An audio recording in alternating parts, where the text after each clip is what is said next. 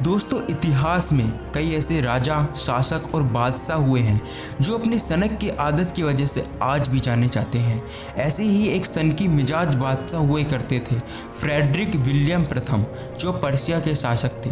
दोस्तों, इन्होंने अपने 27 साल अर्थात 1713 से लेकर 1740 तक शासन किया और अपने शासनकाल में कई ऐसे हैरान कर देने वाले कार्य किए जिनका जिक्र आज भी किया जाता है।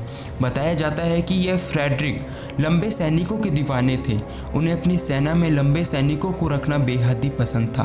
फ्रेडरिक इन सैनिकों को अच्छी खासी मोटी सैलरी भी दिया करते थे। सेना ने बनाया पावर हाउस। दोस्तों, ऐसा कहा जाता है कि यह राजा शांति प्रिय था, लेकिन उसे अपनी सेना बनाने का बहुत बड़ा शौक था। वो हर कद के लोगों को सेना में रखता था, लेकिन लंबे सैनिकों को अपने महल में रखता था। वो सेना में तो जरूर होते थे, लेकिन सेना जैसा कोई काम नहीं करते थे। राजा ने अपने शासन काल के 83,000 की सेना तैयार कर ली थी, जो पहले 38,000 की हुआ करती थी। एक समय में पर्शिया को यूरोप का पावर हाउस भी कहा जाता था। राजनीतिक गुणों के बावजूद सनकी। दोस्तों, बताया जाता है कि राजा में अच्छे राजनीतिक गुण थे, लेकिन वो अपनी इस अजीब आदत के कारण सीरियस नहीं लिया जाता था। यह भी बताया जाता है कि राजा की सेना में भर्ती होने के लिए लंबे परिवार के लोगों को इनाम दिया जाता था।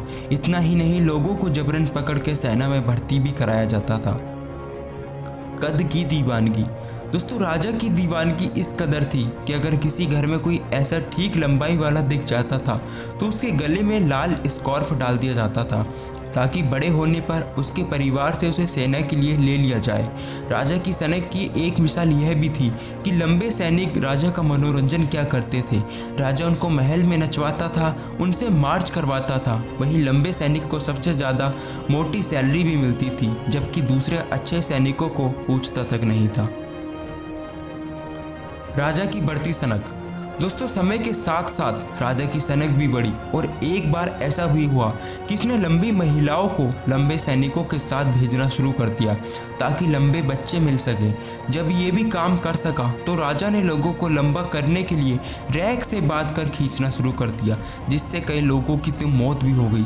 बाद में जब उसे ये लगा कि लंबे सैनिक ऐसे मर जाएंगे तो उसने ये सब करना बंद कर दिया।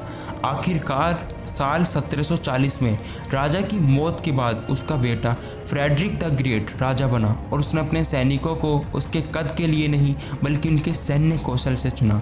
तो दोस्तों, कैसी लगी इस सनकी राजा की कहानी आपको? उम्मीद करते हैं आपको पसंद आई होगी। इसी तरह की ऐतिहासिक कहानियों को जानने के लिए हमारे चैनल को सब्सक्राइब करें। धन्यवाद। जय हिंद, जय भारत।